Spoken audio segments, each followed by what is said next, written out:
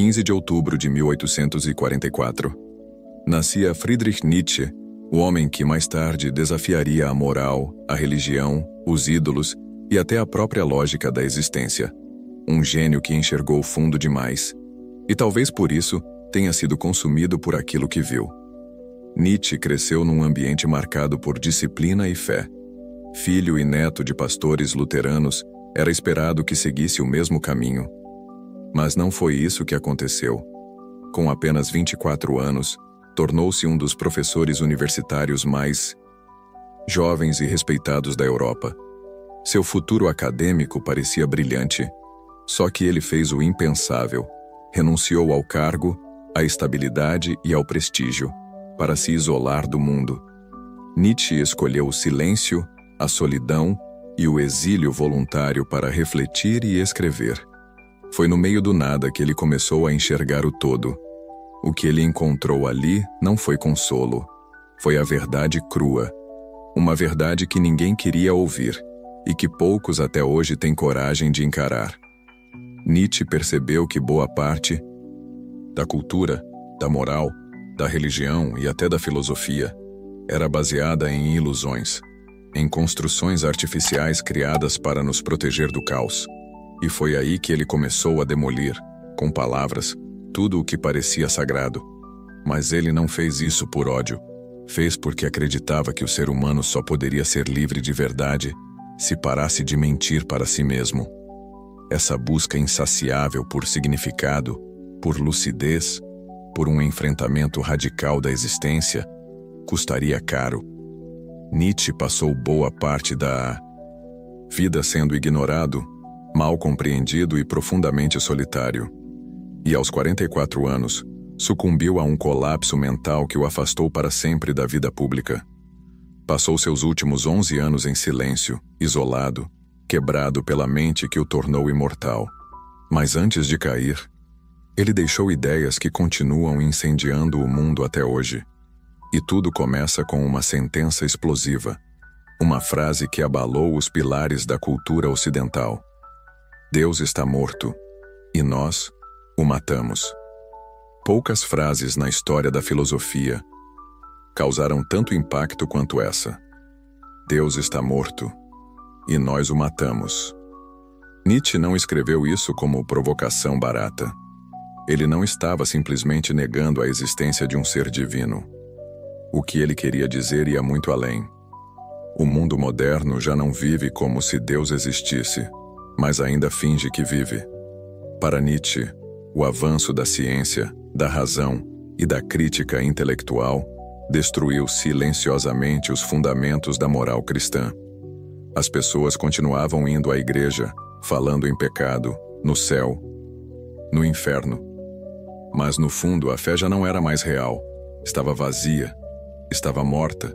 Só que ao matar Deus, ao abandonar a fé como estrutura central da existência, a humanidade não libertou-se. Pelo contrário, ficou à deriva. Sem Deus, tudo se torna possível. Mas também, tudo se torna um abismo.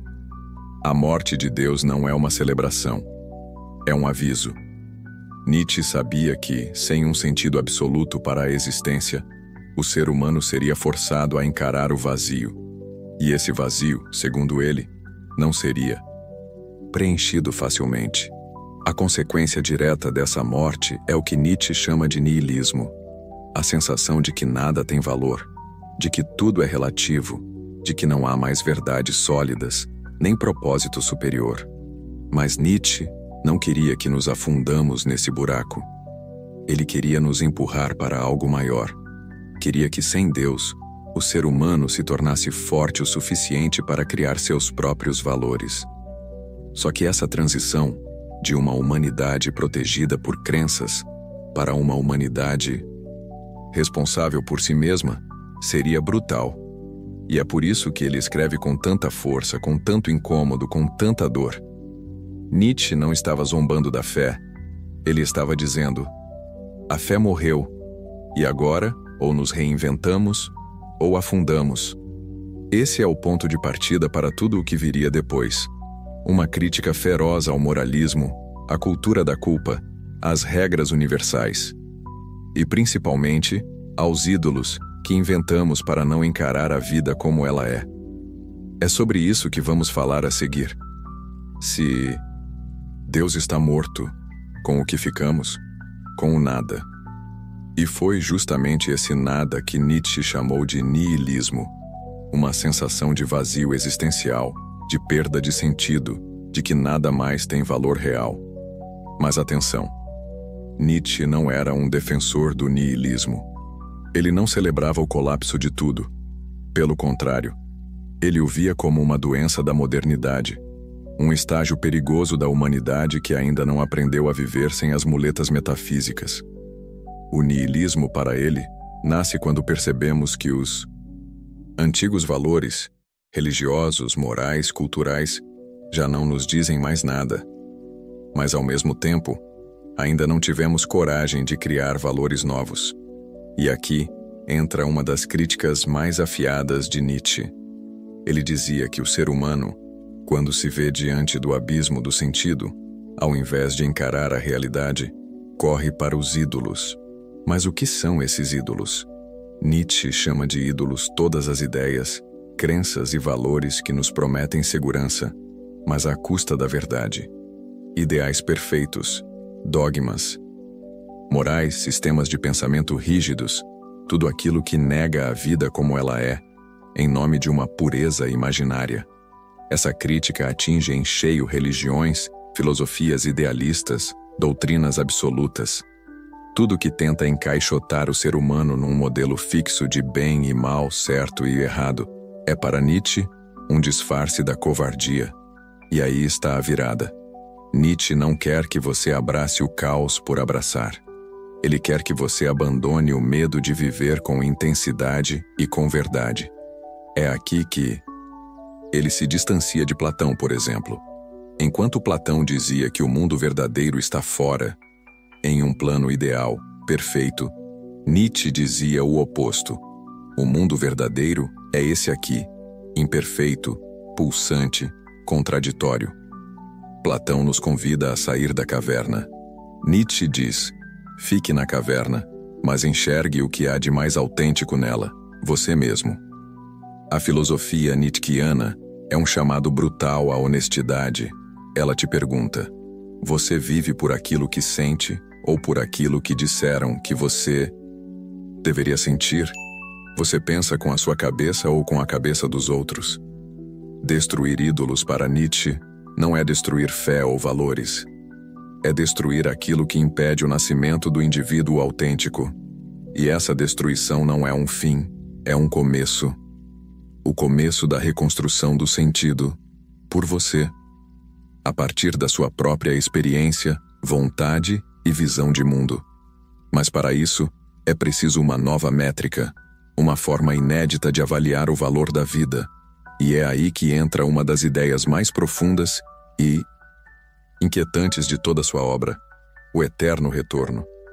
Imagine que um dia, um demônio apareça diante de você e diga: tudo o que você viveu, você viverá de novo. Cada dor, cada alegria, cada fracasso, cada arrependimento, tudo vai se repetir. Infinitamente. Nada será novo. Nada mudará. Você está pronto para viver essa mesma vida, exatamente como ela é, por toda a eternidade? Essa é a provocação do eterno retorno, uma das ideias mais ousadas e perturbadoras de Nietzsche. Mas calma, ele não está falando de reencarnação, nem de destino literal. O eterno retorno é um teste existencial, um critério para medir a qualidade da sua vida. Nietzsche está perguntando: você está vivendo uma vida que você suportaria viver de novo, infinitamente, sem mudar nada? Se a resposta é não, então, segundo ele, talvez algo precise mudar agora. Esse conceito não é só filosófico, ele é visceral. É uma chamada brutal para o aqui e agora. Nietzsche nos obriga a encarar o presente não como uma ponte para algo melhor, mas como o único palco onde a vida realmente acontece. Ele nos desafia a abandonar a ideia de que viver é sacrificar o presente por um futuro ideal, ou de que só depois da morte virá a verdadeira recompensa. Nada disso. Nietzsche diz: a vida tem que ser justificada por ela mesma. Não viva esperando. Viva desejando que esse momento dure para sempre. Claro que ninguém vive uma vida perfeita o tempo todo. Nietzsche sabia disso. A proposta do eterno retorno não é sobre perfeição. É sobre intensidade, presença, verdade. É sobre você viver de forma tão autêntica que, mesmo com os erros e dores, ainda assim diria: sim, eu viveria tudo isso outra vez. É isso que separa a vida real da vida idealizada, a experiência sentida da expectativa projetada, a existência autêntica da existência adiada. Se você está constantemente esperando chegar lá, se seus dias são apenas degraus para um futuro que nunca chega, talvez você esteja vivendo uma vida que, no fundo, não gostaria de repetir. O eterno retorno não é uma punição, é um espelho que pergunta sem piedade: você está vivendo de verdade, ou só se preparando para começar a viver algum dia? E essa pergunta só pode ser respondida com coragem. Mas Nietzsche ainda vai mais fundo. Ele não quer apenas que você tolere a vida como ela é. Ele quer que você ame essa vida, inteira, imperfeita, absurda. E para isso, ele nos oferece uma das ideias mais belas e mais difíceis de toda a sua filosofia: amor fati. O amor ao destino. Nietzsche não queria que a gente apenas aceitasse a vida. Ele queria que a gente a amasse, mesmo quando ela dói, mesmo quando decepciona, mesmo quando não faz sentido. Esse é o princípio do amor fati, em latim, amor ao destino. Mas atenção, isso não é conformismo. Nietzsche não está dizendo: se resigne, aceite tudo calado. Pelo contrário, amar o destino é um ato de rebeldia lúcida. É olhar para o caos da existência, com todas as suas imperfeições, tragédias, dores e fracassos, e ainda assim dizer: sim, eu escolho viver isso, eu escolho amar isso. Nietzsche diz: não apenas suportar o que é necessário, menos ainda disfarçá-lo, mas amá-lo. Isso é radical, porque vai contra tudo o que aprendemos. A sociedade ensina que felicidade é ter controle, é evitar dor, é alcançar um ideal. Nietzsche diz que felicidade é outra coisa. É dançar com o caos. É fazer da imperfeição um combustível. É abraçar a realidade com intensidade total. E por que isso é tão importante? Porque quando você começa a amar o que é, em vez de sofrer pelo que não é, você se liberta da culpa, da comparação, da autossabotagem. Você para de viver como se sua vida fosse um rascunho, esperando pela versão final. Amor fati é o fim da espera. É a coragem de viver agora, do jeito que é, com tudo o que isso envolve. Nietzsche sabia que não é fácil. Há momentos que ninguém consegue amar. Há dores que parecem impossíveis de aceitar. Mas, segundo ele, esses momentos devem ser a exceção, não a regra. Se a maior parte da sua vida é composta por coisas que você rejeita, que você gostaria de apagar, então, algo está profundamente fora do lugar. Amor fati é um exercício de presença, de autonomia e de gratidão ativa. Não é sobre negar a realidade. É sobre usar cada aspecto dela como impulso para se tornar mais forte. E é nesse ponto que Nietzsche nos provoca de forma definitiva. Você está disposto a amar tudo o que te acontece, não apesar de, mas por causa disso? Essa filosofia exige coragem. Coragem de viver com intensidade. Coragem de ser quem se é, não quem o mundo espera que você seja. E para Nietzsche, é a partir dessa coragem que nasce o verdadeiro senso de valor. Não um valor imposto pela religião, pela moral, pela tradição, mas um valor que brota de dentro e que não precisa de permissão para existir. É aí que entramos em um tema ainda mais controverso da filosofia de Nietzsche: a origem da moral, do bem e do mal. E por que tudo isso pode ser, no fundo, uma grande armadilha. O que é certo e o que é errado? Quem decidiu isso? Por quê? Nietzsche faz essas perguntas não para criar confusão, mas para colocar em xeque uma das estruturas mais profundas da civilização ocidental: a moral. Ele dizia que a maioria das pessoas não vive a partir da própria vontade, mas sim de uma moral herdada, imposta, decorada.